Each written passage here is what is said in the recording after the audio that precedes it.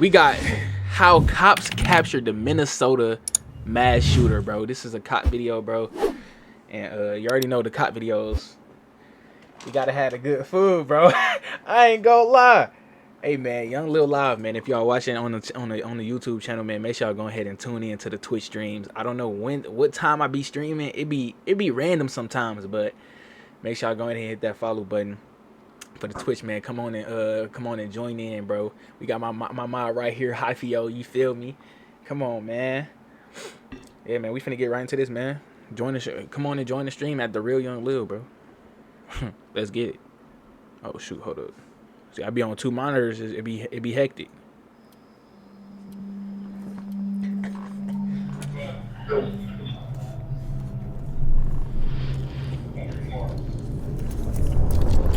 Oh, I'm tripping. See, I ain't had a reaction screen on. Let's get into it, bro. I'm tripping, bro. If fool was calling my name. Let's get into it though.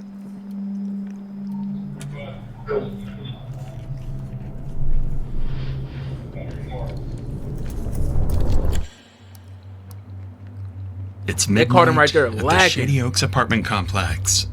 A resident is walking back to his apartment when suddenly he's shot by an unidentified man. Wow. For no reason though. When police rush to the scene, they're immediately faced with a barrage of gunfire targeting anyone who moves, and no idea who or how many shooters are active, all while dozens of innocent lives are at fatal risk. More shots being fired right now. Just calm down. What kind of injury do you have? It's a gunshot. Okay. Who shot you? I don't know. Go get her. I'm gonna get snipers put up on the east side. Yes. Get over here! Get over here! Get down on the ground now!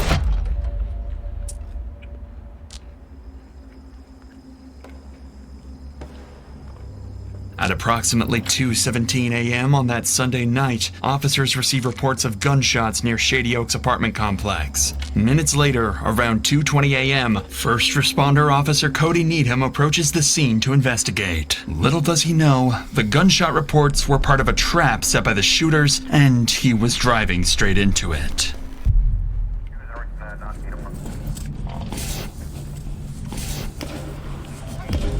Oh. I think I've been shot. Moments after entering the parking lot, Officer Needham is struck by a bullet as multiple shots rang out and immediately radios nearby officers for backup. I'm going to the hospital. Dispatch, up? let ER know I'm coming. What happened? Did the mad shooter like call the cops and say like, or like made a false report and then he pulled up and blasted? I don't know. There was a rapid succession of shots. Do you know where it came from? It's back by Shady Oaks. There were more shots back by Shady Oaks. Okay, we need to get a perimeter around this building. Multiple units nearby are now en route to Shady Oaks. However, the scale of police response will soon grow much larger, as officers realize the severity of the situation and the danger posed to the civilians. But for now, as backup units head towards the scene, Officer Needham speeds towards the hospital, still uncertain how severe his injuries are. I think I've been shot. Yep, come on in. I don't know what the Go in this room right over here. While Needham receives urgent medical care, backup officer Christopher Deason and other units make their way towards Shady Oaks. Completely unaware, they're stepping into a deadly 8-hour-long standoff. 8 hours? In rapidly chaotic incidents like these, officers have no choice but to make split-second tactical decisions. To fully understand how police manage such dangerous situations, we'll follow every tactic and decision through every stage of the standoff, starting with Officer Deason, who's just arrived on scene to a barrage of gunfire erupting unpredictably. We don't know what floor they're on. The shots were presumably coming out the front of the building. Oh! More shots being fired. What's going on? The shots were presumably coming out the front of the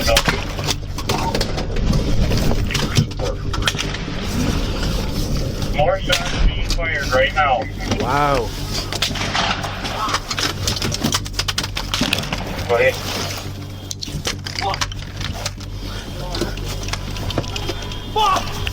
He getting his load already.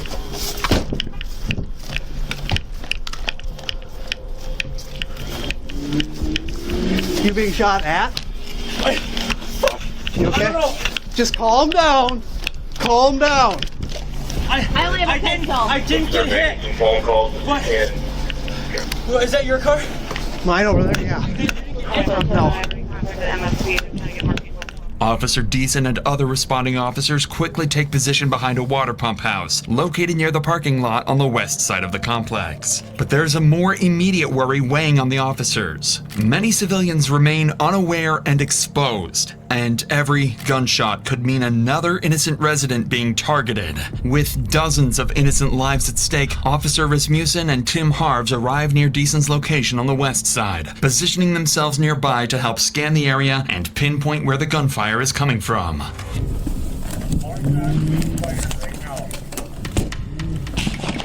306, 2400, start everybody. As soon as I got around the corner up here, he started shooting at me. Me and Decent pull up here. It was what, 3-4 shots? And when I put up here before, we got shot at before. So somebody's shooting out the window of the building. Chris, can you come over here? Bro, somebody's. They're shooting at any law They enforcement. set up If shop. we go out any further, we're gonna get shot at. They over there This is an camping. active shooter. We need to get a team ready. We need to probably start dealing with it. At this stage, the situation facing officers is extremely dangerous. The Shady Oaks apartment complex contains approximately 126 units, and with near zero visibility and gunshots ringing out unpredictably, police have no way of pinpointing exactly where the shooters are located, whether they're barricaded, mobile, or roaming freely, or even how many shooters are active. What's more alarming is that officers don't yet realize they're dealing with a carefully planned ambush, and the next few minutes will make that terrifyingly clear. We want to get eyes on the building. We need to get cars there. We need to get back over here, right? Yeah, so we're probably gonna have to. Oh! What was that? Probably gonna have to. That was a bomb. Yeah, so He's we're gonna throwing have to, nades. We're probably gonna have to. They can't push. They can't push. Where the fuck is this guy? He's close. He's outside, I bet.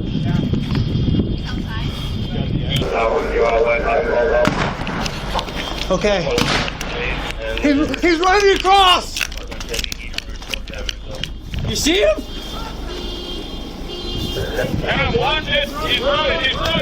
Where? Where is he running to? North or He south? ran that way, he ran Right? direction. Bad comms. Bad comms. I'm not gonna lie. They have bad comms, bro. Whoever called out that he's running, say what direction. He's running south. He's running south. Like, say that, bro. My man got bad comms, bro. Nah, usually when like people like this got bombs or like heavy artillery like this, bro, they ex-military people who like went rogue or something. Like, you feel what I'm saying? Like, man he do not have good comms. I'm like, bro, come on. Where? Where is he running to? North or He south? ran that way, he ran that direction. Somebody Running ran. south. I don't know if you got shot at or what, but someone just ran across the back lot. He's running. Towards the back lot, to the south. I don't know if it was him or someone that got shot at. Correct, they ran out here in that direction. They're behind the trees here. Other side of the trees. What? Is that? You think that's a high-powered rifle? Something high. Just calm down. Do not bowl me over. What do you mean do not roll you over, Bill? Shot at this house. I It's know, coming I know. from the front of the Let me stop trolling.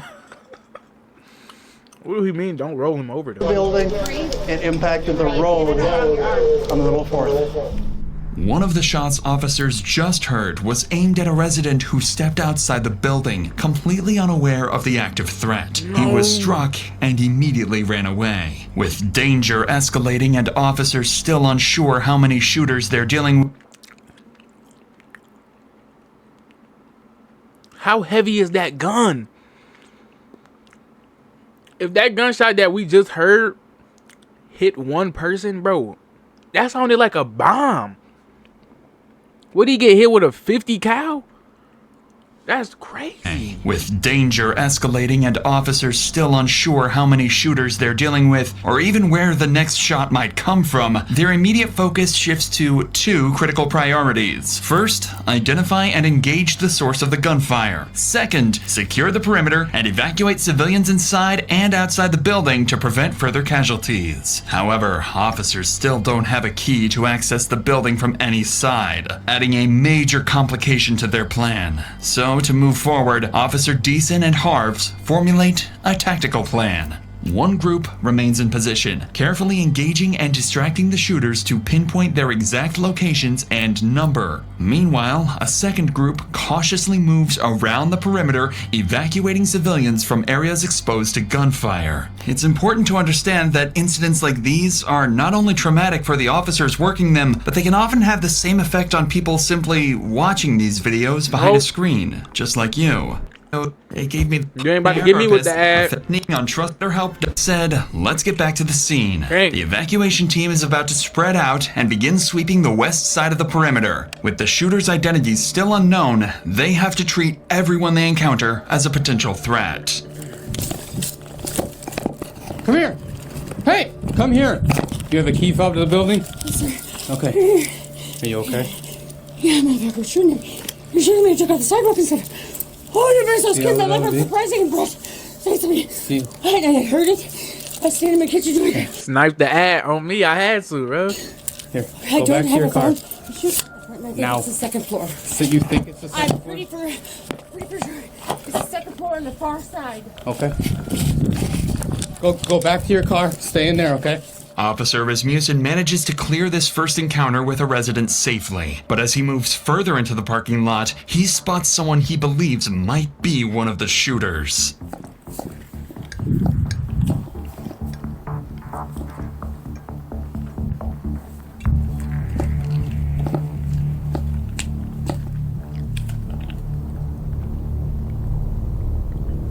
Stop! Right now! Stop! Turn around! Drop to your knees. I got a guy that just walked. Hold up. No! Out. The stream did go down. What the heck?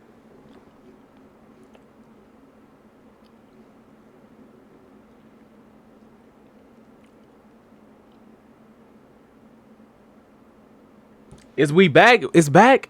Why did it do that? What the heck? It never did that before. What? Like off. Why did it do that? What the heck? It never did that. What? Like off. Wait, how did it do that though? How did the stream go down? I didn't end it, but it like went back on. Excuse me. It went back on itself. It never did that before. I ain't never seen that before. Yeah, I don't know. Hold up. That's crazy.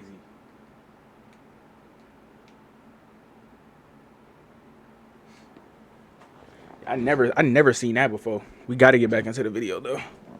He's in the parking lot. I got him at gunpoint. I need somebody around here. Stay where you're at right now.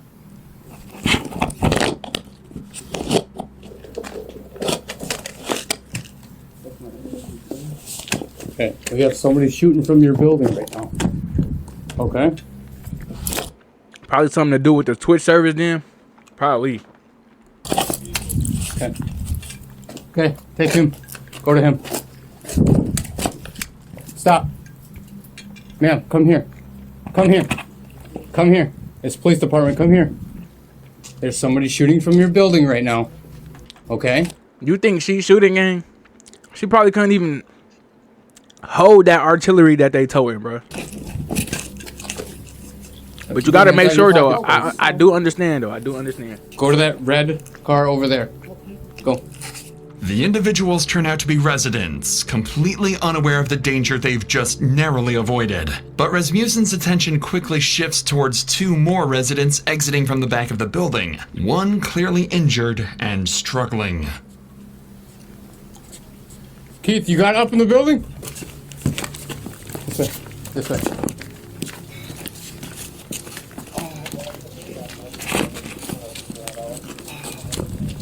Okay. He's gotta suck, bro. Come on.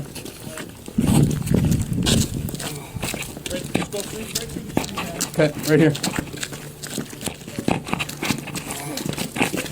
Now, I handed my phone off, so I have no way back. Okay, well, you're not going back in anyway, so you're fine. Are you hurt at all, sir? Or just the one? Just me. Okay.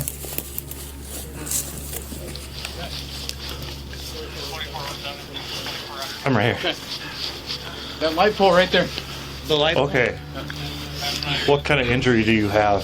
It's a gunshot. Okay. Who shot you? I don't know. I come out that door we just came out of, was facing that way, and that's when I got shot. Okay. Come right over here, sir. I gotta Just suck, hop right bro, into the back for real. seat on that side. One of the civilians encountered by police is Shady Oaks resident Daniel Thorpe, the same person officers spotted running away earlier after being targeted by gunfire. Daniel is now the second confirmed victim following Officer Cody Needham. Unfortunately, they won't be the only casualties as the night continues. Oh shit. She has been hit. Get over here! Get over here! Get down on the ground now!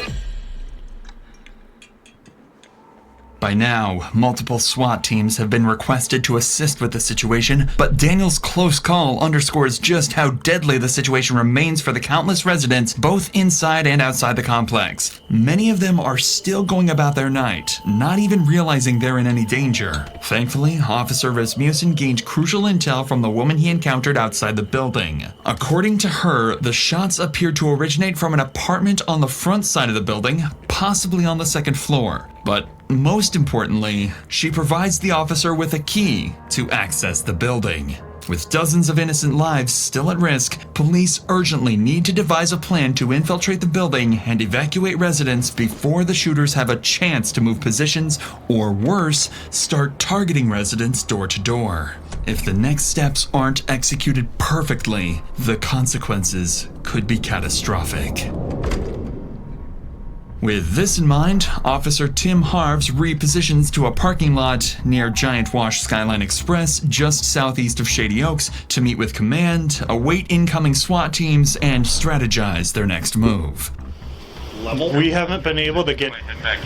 They were thinking maybe like second floor, but now Chris is saying there's movement on 7th, but there's movement all over if you watch those windows. Nobody's identified where or who. Once I get more SWAT bodies in, I'm going to start forming up some perimeter teams to take over on perimeter. I'm going to get snipers put up on the east side.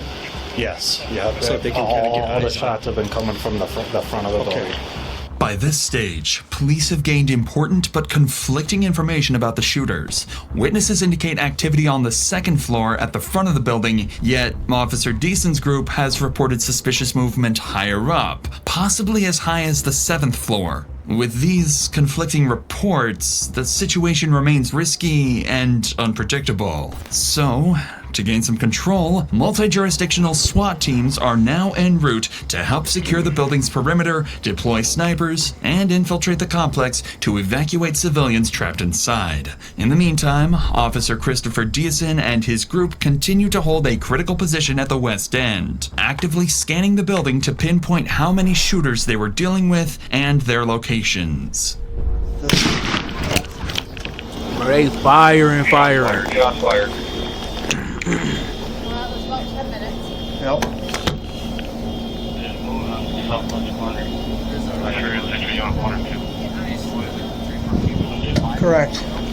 Correct. Some are moving towards this. It got to be like a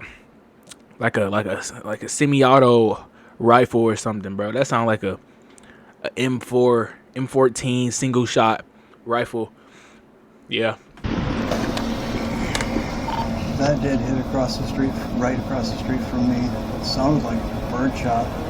While Officer Deason's team continues to hold their position on the west side, a critical oversight is exposed in the perimeter setup. Road closures intended to prevent civilian traffic from entering the active shooting zone weren't established quickly enough, allowing unaware drivers to slip through. This major flaw is about to lead to disastrous consequences. What? Oh. How to control bleeding. Well, now you don't go out there. Go! Go! Go! Go! Go! Get out! No! Fuck. Bro, that man would have got. Fortunately, this first vehicle manages to pass without getting hit. Yeah, because that's the same thing that happened to that one cop. Bro, that man car would have got blazed. But just minutes later, officers spot another set of headlights approaching, heading directly into the line of fire. They need a roadblock. Shortly and around direct.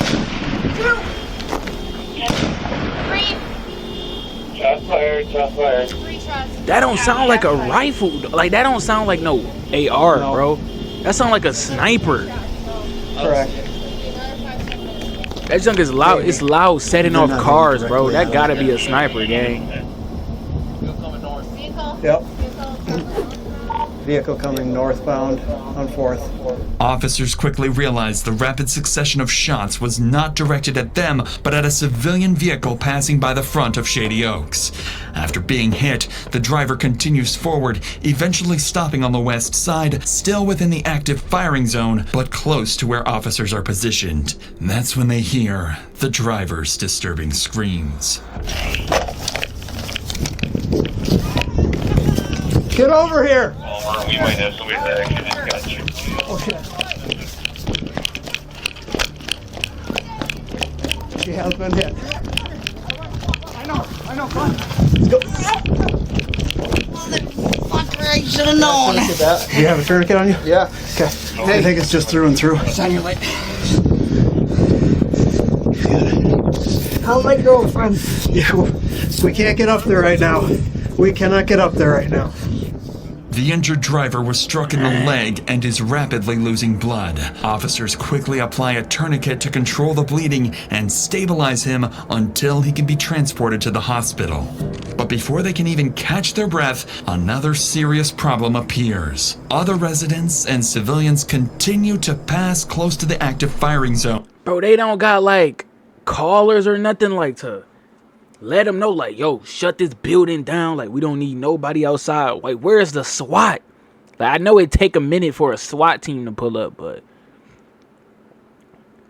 like, where's the comms?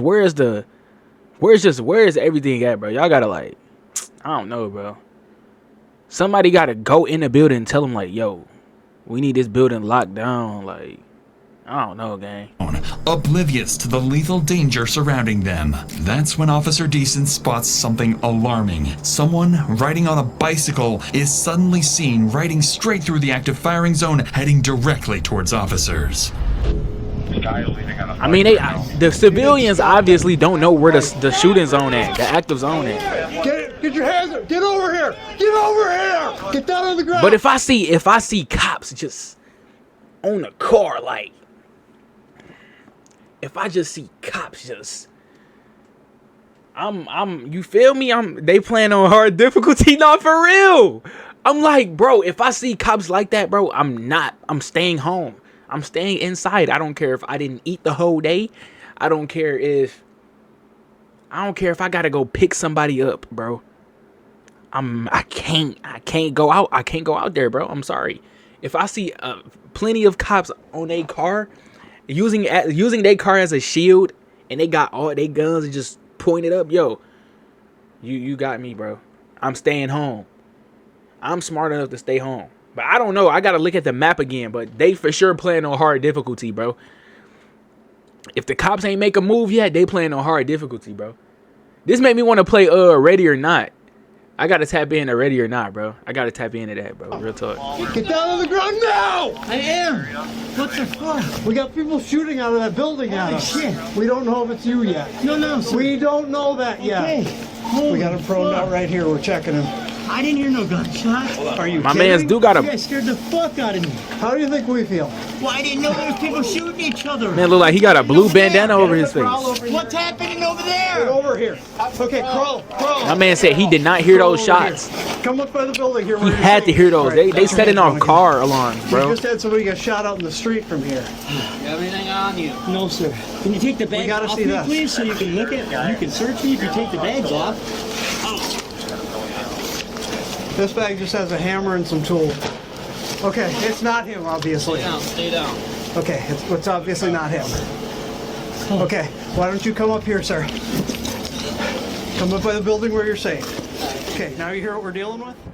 Thankfully, officers quickly determined the biker was not a threat, managing to pull him to safety before he was harmed. Immediately afterwards, police units quickly finished establishing roadblocks around the complex, finally preventing further civilians from entering the danger Thank you, zone. roadblocks, With bro. no targets in sight, the shooting abruptly stops.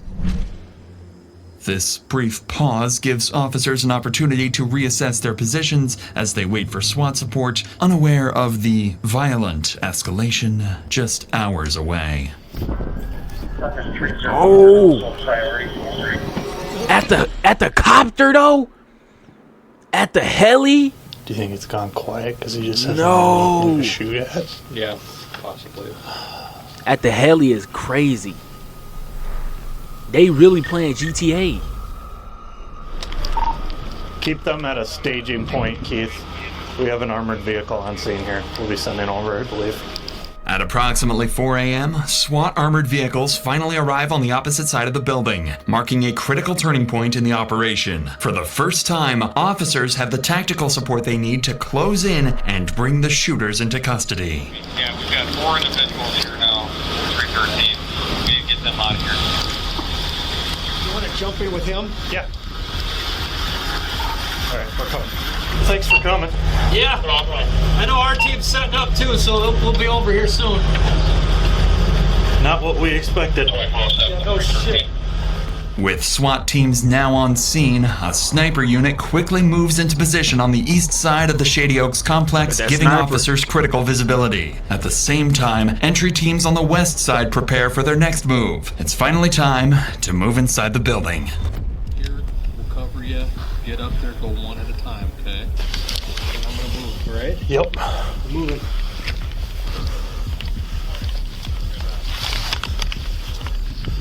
We're by the dumpster where you were. What's your 20? It's gonna keep me doing this.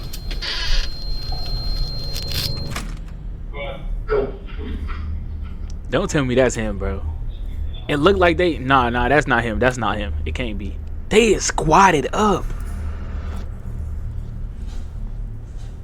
You gotta get out of here, just walk down that way. Hurry. Bro, if I turned my head and I seen straight rifles pointed in my face, gang, you got me, bro. Hey, nah, bro. I bet that old man thought it was over for. After carefully evacuating ground floor residents over the next 2 hours, SWAT teams successfully secure the lower levels, ensuring the shooters have no Hour path to 5. escape.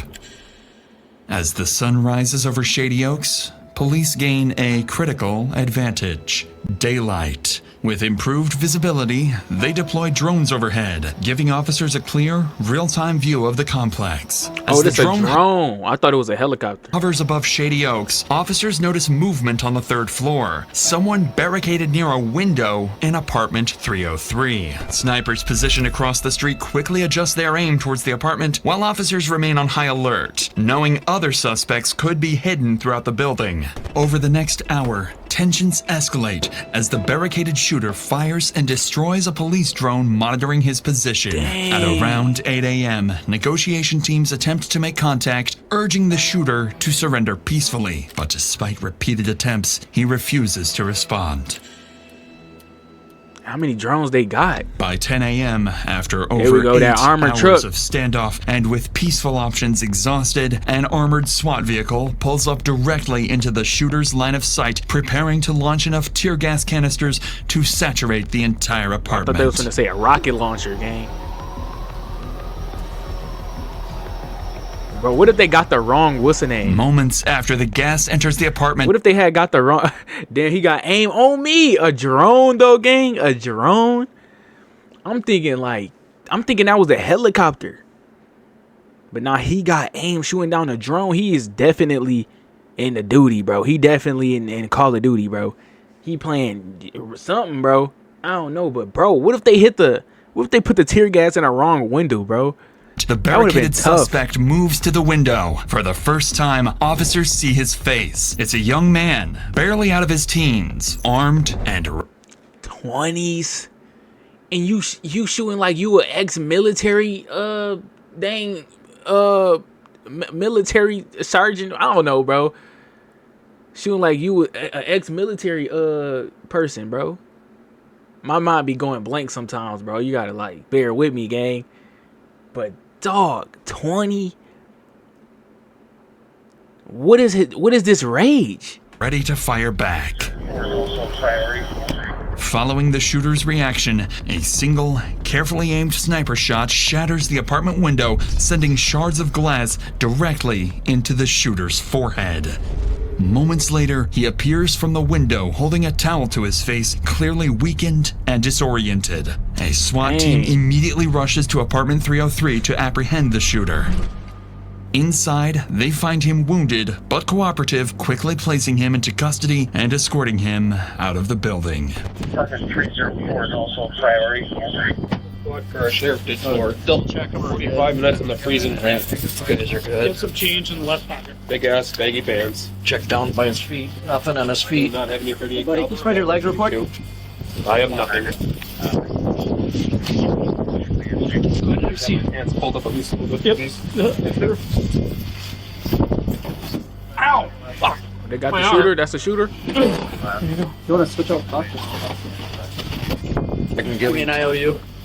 The shooter is soon identified as Devin Matthew Wayland. Inside his apartment, officers recover multiple firearms, including the rifle used. Them is hunting rifles, bro. I knew them wasn't no goddamn. It wasn't at like no single shot rifles or no single shot AR or nothing, bro. He had a hunting rifle, bro. Them are straight snipers. They ain't near, bro. I'm like, bro. Throughout the standoff, officers continue to search the complex, and after a thorough sweep, they find no other threats, confirming Devin was the only shooter. As he is transported to the hospital for medical treatment, detectives begin rehashing details of the shooting. That's when they make a troubling discovery. The initial 911 call reporting fireworks had been placed by Devin himself. Come on, buddy. I sworn I heard a gunshot or a firecracker down there. I'm not sure which one. Investigators quickly realized the call was a deliberate attempt to lure responding officers directly into his line of fire. Given the calculated nature of the ambush, they suspect that Devin may not have acted alone, that he could be linked to a larger threat, perhaps associated with an extremist group or a broader violent plan. With this in mind, detectives bring Devin straight into an interrogation room as soon as he is medically cleared, urgently seeking answers about his true motives and whether any additional attacks were placed. Hey, Devin. Hello. How are you? I've been better. Yeah, it looks like it. Feeling okay though? Is that okay if we visit? Yeah. Okay. Now, let's back up to the day before the incident and just talk to us about your day and kind of what's going on. Everything seemed all right. Everything seemed fine. But, Okay. these ex-friends of mine, they wanted to hang out with me, and it was gonna be his girlfriend's birthday, 21st birthday, so they wanted to party and drink. Well, I do like political discussion. I like to see people's views and ask them why they think of that, so I can respect them deeper and Like give them- political stuff? Yep. Okay. But it just turns out that they're ex-tweakers, and I think one guy was tweaking there. This guy's name was Seth something. The heck is a tweaker? And they're all like they're saying I'm getting That their sound like base something and from The screaming, Last I'm of partially Us. deaf from working in machinery. I said, I'm sorry, I'll get down on my hands and knees, I'll show you I'm not being violent. And this woman was saying, get on my man's face. And I'm like, I'm not on your man's face, I'm just saying, this is how I view about the situation, because how can I respect you? You've been nothing but nice to me, and so she has until this point on. And Judd said, get off his face. I said, not on your face. He pushed me. He was trying to fight me, so I fought him, and Jordan got on me, and he tried fighting me, and he claimed he was trying to make sure there would be no fight to happen, but that was the last straw. And for some reason, I felt like because no one would believe my side of the story, I had my firearms out and ready to use, just in case anything did happen, which I didn't want it to, but I had an accidental discharge of my Mosin Nagant rifle and had one bullet for it. I'm not sure. What kind of rifle was it? Mosin Nagant. Okay. It was a mental slip-up. I haven't been employed in a year. And my grandfather died 3 years ago. I just wanted it, and I didn't want to ever shoot a cop. That's why I surrendered. Were you aiming at anything throughout Just the the 75 cars, rounds? just the cars, trying to get the cops to come so they'd shoot me. I didn't want to shoot the cops. I didn't want to shoot anybody else. I just wanted to shoot the cars so that they would shoot me. But And is that from alcohol, or I were couldn't myself. It's Really, against bro? my own views. I would have to have somebody else. My man is So that's where chatting. that idea. I know it sounds really fucked up. I wanted to live. I tried telling myself this and that, but under last night's situation or ordeal, it just got too much to me, too fast. So, do you remember what exactly you told the dispatcher when you called them? It sounded like there was a gunshot or fireworks or some type of discharge, like some type of fire shot. So if you said the word fireworks, would you mean fireworks from a gun or actually fireworks? I don't know. Did I say fireworks? Or you Well, you might have. I don't know if I did. Fireworks. I don't know if I did. Perhaps the most striking thing about Devin's confession is his description of feeling trapped between a desperate wish to die and an inability to harm himself. A psychological state commonly known as suicide by cop, where someone intentionally provokes law enforcement into using deadly force to end their own life. Following the interrogation, detectives determined that YvNgLIL acted alone, ruling out connections to any larger extremist groups. Devin admitted to intentionally provoking police to respond with deadly force, driven by anger and humiliation after an earlier confrontation at a party. Thankfully, the 3 victims wounded in the shooting, including Officer Cody Needham, would ultimately recover from their physical injuries. When Devin's case reached trial, Minnesota's Court of Appeals rejected the argument that his actions were solely driven by suicidal intent. Although Devin claimed that provoking police into shooting him was his primary goal, the court found his broader actions of repeatedly firing at officers and civilians to clearly indicate a deliberate intention to kill or seriously injure others. Devin's defense team argued that severe mental health issues were primarily responsible for his violent rampage, but the jury was unconvinced, finding Devin guilty of 3 counts of first-degree attempted murder and 3 counts of second-degree assault. He was sentenced to 50 years in prison. It's generally assumed. Nah, 50 years is wild, bruh. 50 years is crazy, but hey, they did it though. That's their fault. My thing is, like, how, if he wanted to get himself, you know what I'm saying, you know what I mean, why he shoot regular civilians, like, just chilling? He already shot the cop, bro. He did enough damage himself. Anyway, man, that's wild, bro.